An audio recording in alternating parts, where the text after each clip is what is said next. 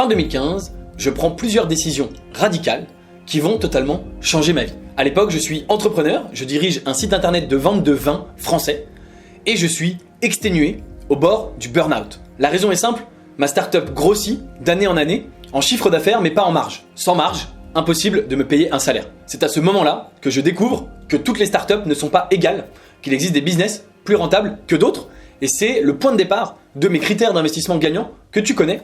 Et d'ailleurs, il y a une version mise à jour dans les commentaires à télécharger gratuitement. Je décide alors deux choses. Premièrement, je vais vendre cette boîte. Et deuxièmement, je prends un billet aller simple pour dans 15 jours pour Shanghai. Je ne connais personne là-bas, mais je veux changer de vie. La vente de ma première société ne sera effective qu'en 2016, quelques mois plus tard, mais ma vie change fin 2015 lorsque je débarque en Chine. Pour pouvoir avoir un visa et rester sur place, il me faut un job que je trouve rapidement dans une start-up chinoise. Après quelques mois de repos entrepreneurial, je quitte mon emploi de salarié aussi vite que je l'avais pris et je décide de monter un nouveau business. Je me dis alors que je vais créer quelque chose ici, à Shanghai. La Chine, c'est l'avenir, pas vrai? Sauf que après réflexion, je comprends très vite qu'il y a plusieurs problèmes avec mon idée. D'abord, je ne parle pas chinois. Ensuite, j'ai passé des années à apprendre et à me spécialiser dans le référencement naturel sur Google. Et ça ne sert à rien en Chine puisqu'il n'y a pas Google, c'est Baidu, ça fonctionne différemment. Et enfin, je ne connais rien au marché chinois. Je prends donc la décision de créer un nouveau business en France, mais j'habite toujours à Shanghai, c'est le remote avant le Covid. On est en 2016 et je crée Albert Academy depuis Shanghai, une plateforme de e-learning B2B pour le management pour les entreprises françaises. C'est cette société que je viens de vendre en 2023. Et en 2017, l'année suivante, je décide de rentrer en France pour développer cette société à son plein potentiel. Sauf que la même année, un petit peu par hasard, parce que beaucoup de gens me le demandent, je crée Léonis Investissement. Tu le sais certainement, Léonis Investissement va rapidement grossir entre 2017 et 2019 jusqu'à exploser en 2020. Et donc, dès 2018, voyant cette croissance, je décide de me consacrer finalement à Léonis Investissement plutôt qu'à Albert Academy. Alors, que faire de cette société qui me reste en trop? Eh bien, il aurait été assez logique de finalement la fermer, mais plusieurs raisons m'ont poussé à garder cette société ouverte. Premièrement, j'ai un associé qui lui ne souhaite pas particulièrement fermer la société. Et deuxièmement, surtout, la société gagne toujours de plus en plus d'argent alors que je m'en occupe de moins en moins. Pourquoi est-ce que j'irais fermer une société qui gagne de l'argent? À la place, je décide de garder ce business et de tout automatiser au maximum pour n'y passer le moins de temps possible. Et ça fonctionne plutôt bien. À la fin, j'arrive à y consacrer moins de 10 heures par an, c'est-à-dire même pas 1 heure par mois, et à maintenir et même à faire de la croissance sur le chiffre d'affaires. Alors, tu vas te dire, Gabriel, tu ne voulais pas fermer la société, tu as automatisé, tu n'aurais eu aucune raison de la vendre, cette société. Et tu aurais raison, mais la réalité, c'est que je souhaitais simplifier ma vie et éliminer des choses pour faire de la place à un nouveau projet ultra ambitieux, et ça, je t'en parlerai dans une autre vidéo. J'en parle à mon associé et il est d'accord pour vendre la boîte.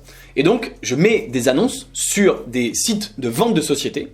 J'obtiens une vingtaine d'acheteurs potentiels intéressés. À ce moment-là, on est en novembre 2022. Après avoir échangé avec eux, leur avoir envoyé les infos, ça traîne un peu, c'est un peu mou, il se passe pas grand-chose. Je relance tout le monde régulièrement. Heureusement, en janvier 2023, on reçoit une première offre. Et là, tout s'enchaîne, je rappelle tout le monde en disant qu'on a une offre, il y a 2 autres personnes qui se positionnent et tout d'un coup, c'est la guerre, c'est les enchères. C'est assez extraordinaire comme sensation, à chaque fois que j'ai une nouvelle offre, je rappelle tout le monde pour leur faire part de l'offre. En général, les gens me rappellent dans l'heure pour me reproposer une offre à un prix supérieur. Ça continue comme ça pendant quelques jours, c'était complètement grisant. C'était ultra satisfaisant de voir des gens se battre pour racheter cette société. Et finalement, on arrive à l'offre la plus haute et ça aura quand même, cette histoire de guerre des enchères, fait monter le prix total de vente d'à peu près 25%. Donc c'est pas mal.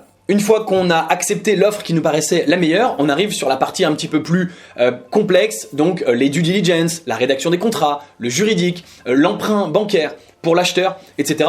Il faut être patient et avoir les nerfs solides. À plusieurs reprises, d'ailleurs, j'ai cru que la vente finalement allait capoter, soit parce que l'acheteur n'aurait pas son prêt bancaire, soit pour des clauses du contrat sur lesquelles nous n'étions pas d'accord. Fin mai 2023, la vente est officiellement signée et bouclée. Je deviens l'un des rares entrepreneurs à avoir vendu 2 startups. Et ça, c'est un argument très important dans mon métier actuel. En effet, j'investis dans les startups qui viennent du meilleur incubateur de startups au monde, le Y Combinator. Et comme tout le monde sait que c'est le meilleur incubateur au monde, il y a beaucoup d'investisseurs qui veulent investir dans ces startups.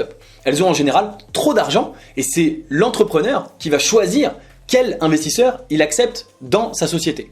Et un argument très important pour moi, pour les convaincre de me laisser investir, c'est de leur dire « Je suis entrepreneur comme toi, je suis passé par là et je vais pouvoir t'aider ». Face à moi, ce sont plutôt des financiers et des gens qui en général n'ont pas créé de start-up. Alors créer et vendre sa start-up, on peut toujours dire que c'est de la chance, mais créer et vendre deux start-up, ce n'est pas du hasard. Et il y a une méthode précise qui est la même que dans l'investissement, qui te permet de trouver les meilleures startups dans lesquelles investir pour avoir beaucoup plus de probabilité de gagner de l'argent.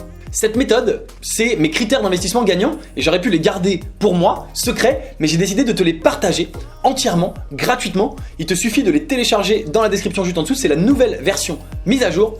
Eh bien, je te dis rendez-vous de l'autre côté.